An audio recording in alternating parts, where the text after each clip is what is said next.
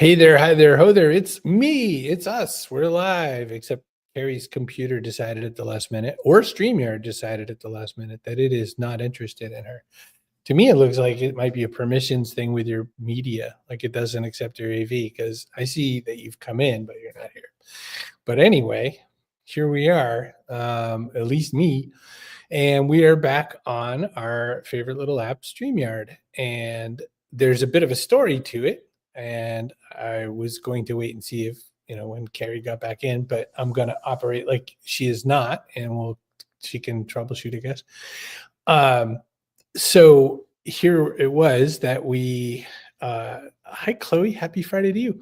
Here it was that as we put this, out of the blue, StreamYard said to us, "Hey, look, we're canceling your membership," because we had a membership that they had sponsored us with, and it was like the full boat StreamYard and all that kind of thing. We were given it by Gage, who founded the company, and out of the blue, they said, "Oh no, we're just stopping those." No message, by the way, just told that it was going to stop working and like you should pay for it now.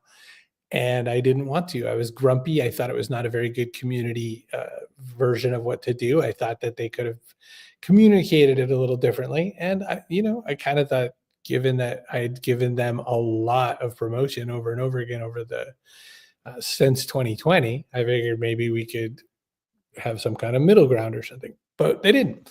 But for other reasons, I don't quite understand. StreamYard started offering 40 and then 50% discounts. And so when they offered a 50% discount because they didn't have enough people, I guess I picked it up. So we ended up doing that instead.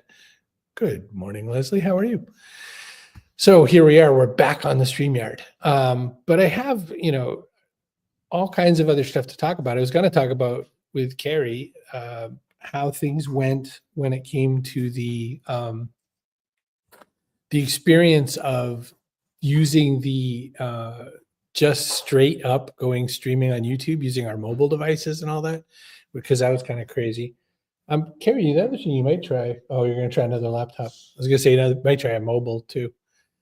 The other thing I was going to say is that when we went straight on live streaming using our mobile devices, it was not nearly as great an experience. Morning, Jackie.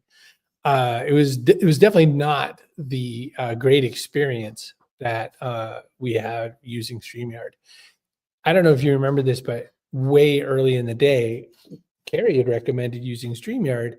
I was an Ecamm guy. There's a couple reasons for that. For one thing, the Ecamm people are right over there, like down the street from where I am.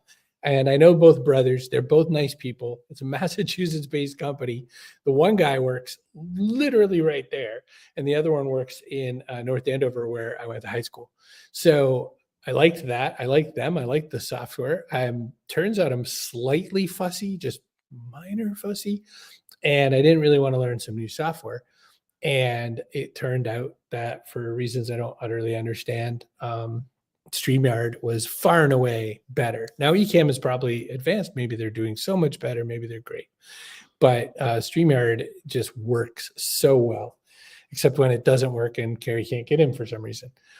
But here we are with it. So we decided to try just using straight up, our mobile devices, because I couldn't find at least a way that YouTube Studio would allow you to do this on your desktop, which I found crazy. Like, I can stream on my desktop by myself, but I can't have a co-host on my desktop, which is like, in what world are there features in the mobile device that are not on the desktop? That doesn't make any sense to me, especially where it's not like a location-based kind of service. It's just seems like shenanigans to me.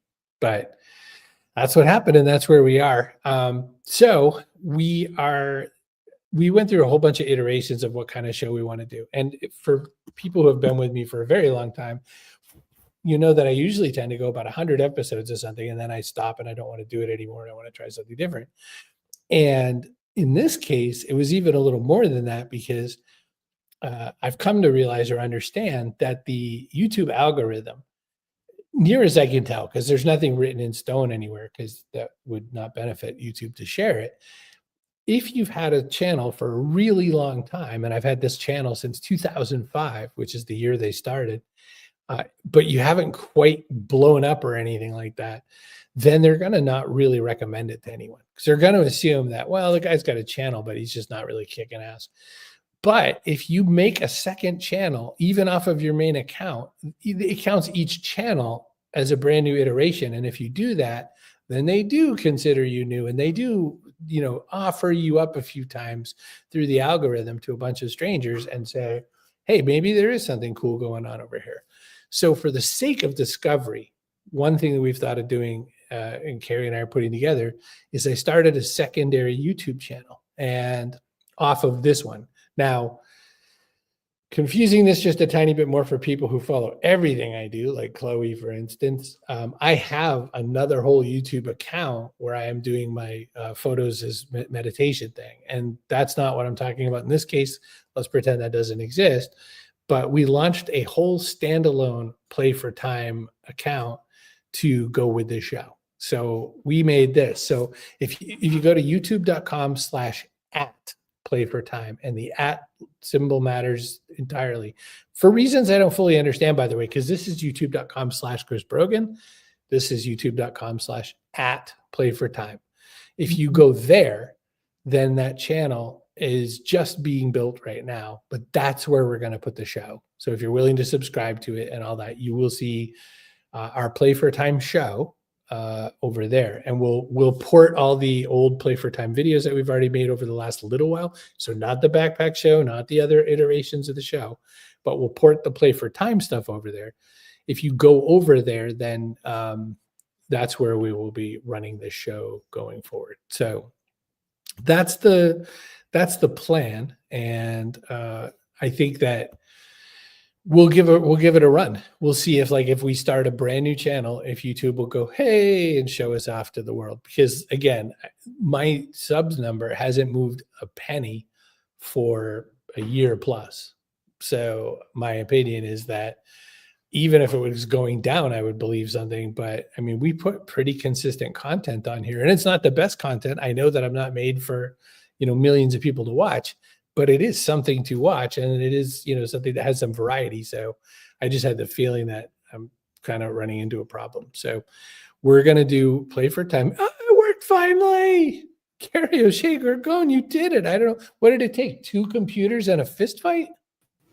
Different computer, but now none of my peripherals are connected. So I have like no mouse and no keyboard. I'm just like on a wing and a prayer over here. I don't know if you can know your gain is really high on your mic. Other than that, it sounds really good. But look at you, you're here, you're live. So welcome aboard. I've done the show, whole show's over, but I figured now that you're back here, we could test your mic again. What was your feeling when we kind of went to just having to cobble it together with the mobile devices for a little bit? First of all, were you planning on an 8-minute show then? But also the microphone settings for anybody who does use StreamYard, if you adjust your microphone levels in StreamYard, it makes you quieter everywhere else in every other app. But you cannot change it in your system settings, and you cannot change it in any other app. You have to come back to StreamYard to change it. So that's why my audio is a little louder in StreamYard, because I had to, or else it would be quieter and everything else. So one of those quirky things I picked up on a Mac, though. I'm on a Mac, I should specify. So yeah, I don't know. I guess if YouTube's functionality had been better, meaning like existent at all for desktop streaming, I might have felt different about this. But the only option you had available to you if you wanted to stream simultaneously with another person was mobile. And so, I mean, you have to hold your phone the whole time, or you have to have like a holder for it, which eventually I got. You're limited to whatever audio devices will work with your mobile. So that's sort of limiting. You can't show stuff, which is, sort of an issue for somebody who wants to show you clips. And yeah, I found it very limiting, I'll say. I think it was a good exercise. But in the end, if you can't do what you want to do with your content, like what's the point? Why make do with something that isn't doing the job for you?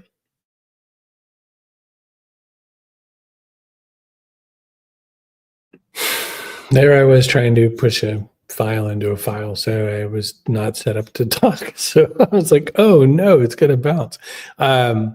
No, so what I was going to say was that, yeah, I feel like there are some things that we've learned over this experience. I think that there are so many new things that we will pay attention to. And mostly, I mean, I really liked the StreamYard service. I really was grumpy that they did what they did.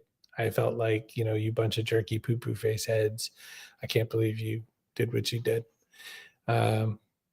Look at that. Paul Bond. What do we say? Mobile? And he says probably mobile. That Paul Bond has one of the best. Paul Bond has one of the best newsletters on LinkedIn. Sorry, Kerry.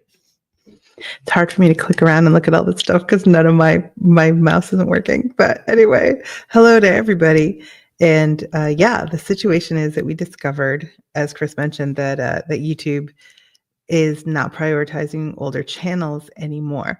So if you're thinking about starting a show of your own, you ought to know this because it's entirely possible that you, like me, have a channel that's just been sitting there for no other reason than you were like, I guess I'll have a channel and use it someday.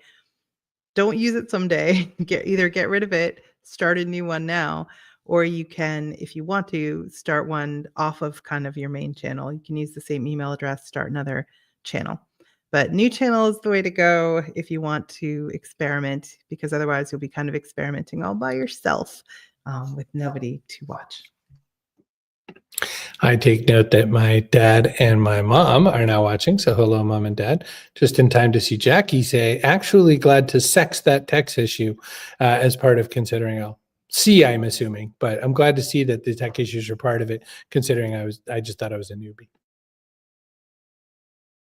No, so we've had every kind of tech issue known to man and woman, because we streamed live 5 days a week with the Backpack Show in the beginning, 5 days a week, 2 guests per show. So that's 4 setups that could go wrong. And sometimes it was actually multiple guests. We had, three people join us, let's say, which was crazy. But by that time we had like a firefighter on and like I don't even remember now, but there was anyway 3 people plus us. And those setups can be just crazy, and you're kind of asking for trouble. So yeah, we've had every problem. I don't get stressed about it. I just like fix it. Then there were the times that you would just go, oh, my CEO is calling, click, and you just like go off and do that. And so I'd be out here by myself. But I think probably my favorite and most fun mistake was one time, instead of ending the stream, I left the studio because those buttons look very similar. So I left the studio and left the guest in there all alone for like 30 seconds while I came back in. It's hilarious. It is hilarious. We've made every mistake you can make with this. We have come up with, I mean, back when StreamYard was really just kind of young, and before Hopin purchased them and before they got to be all corporate, we were like in real close contact with those people because we would find things wrong and sort of throw it over the fence, and they'd help us and help us understand it and all that kind of a thing. But I mean, still, even with the bumps and the bugs and the problems, I mean, look, if you want to be able to show off media clips, look how fast and easy it is.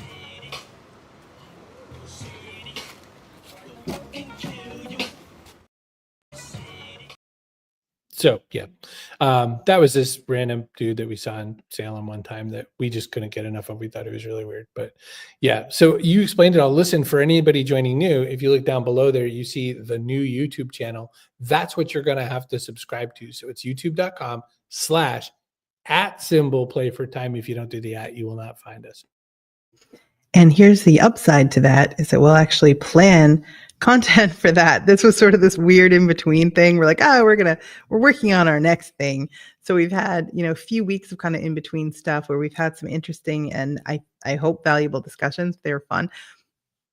But we have a vision, obviously, for the show and the channel that this does not like fit into. So if you're wondering, is this what I'm going to get? You're just going to maybe show up late and talk about whatever you feel like. No, we have a plan. Play for Time is all about how to engage with life as you age. It is very varied. So sometimes that'll be like, I finally overcame my fear of heights by parachuting out of an airplane. Or, other times it'll be like, I tried a new cumin cookie recipe. I don't know. Also, we would love very much to see more clips from all of you, because we've got a few here and there over the months that we were doing Play for Time, and they are some of my favorites. So we would love to see more. You can email them to chris@chrisbrogan.com and show us how you stay engaged with life as you age. And we keep the as you age vague because we, more than any other channel I ever know, we have such an audience. I mean, we have people in their late teens, early 20s, all the way up into their 80s and right in between. So, life after 40, life after 60, there's a lot of life afters. Cookies, says Jackie. I think, one of the other things that makes this show kind of fun about engaging as we go on, we can still do some interviews, especially now that we sprung for StreamYard again. We can drag a few people in every now and again if we want. And then also, the show itself is a reason to get out of the house. So we can put some clips together. One of the things I was leaning towards, especially when I was in the guts of my work, was that during the guts of my work, one of the problems I was running into was that I would get pulled out of my show. And so it couldn't prove to Kerry that I was going to be there or not. So I wanted to go to a format where we were doing more clips. Now we can do a little bit of both. We've done both, Kerry, over the last 5 years now. Do you have a preference? Do you like a mix? What's your feeling? So I like a mix, for one thing, because I like variety. It's the spice of life, as people say. Also, I find that the production burden on producing, say, like 3 to 4 clips can actually be pretty sizable, because, I mean, the way you edit, it takes less time than it takes me to edit. Dan's faster than me, better than either of us. So when we have kind of post-production support, I really love that format. I enjoy it a lot. But I didn't want it to become an impediment to doing the show regularly, because there's a lot of other things I also enjoy. For one thing, when we did the backpack show and we interviewed folks who started a whole nother career after they retired, usually as like a mystery author or something like that. It was just something really cool that they had not done before. I learned a lot from those discussions. And what is that if not staying engaged with life as you age? So for me, the kind of sweet spot, the way to learn is in fact to have a mix of content. So I hope you feel that way too. And then every once in a while, it's just fun, especially if the show falls in with like Halloween or something, or some other holiday, to just do something stupid, like play games together or something, come together as a community, because we do have a fun, eclectic, and supportive community. I agree. And I mean, I think it's just another reason to get Eric Poses back is our thing too. Cause that guy just keeps making new games. And, I mean, how else will we get an opportunity to do our, buddies like Jesse and all that? Yeah, I saw it. Go ahead. You can. Chris edits his videos. I thought they were a stream of consciousness. That's kind of true, Paul. I mean, look, everything I do is sort of a stream of consciousness. That's how I produce. And that's like what Kerry was alluding to. When Dan edits, there's all these things that if you watch for them, you go, oh my gosh, I didn't even catch that. But Dan does all these clever things. I'm like, this seems edited. So it's definitely a difference. And it makes a difference, I think. So the way, and there's 2 totally valid approaches to this. You take everything I shoot, whatever it is, and put it in the timeline. And I will hold a shot for kind of uncomfortably long, waiting for the thing I want to have happen. Could be anything. I could be waiting for the click of your camera, or waiting for like somebody to flip a pancake if on a grill or something. Like I'm waiting for something.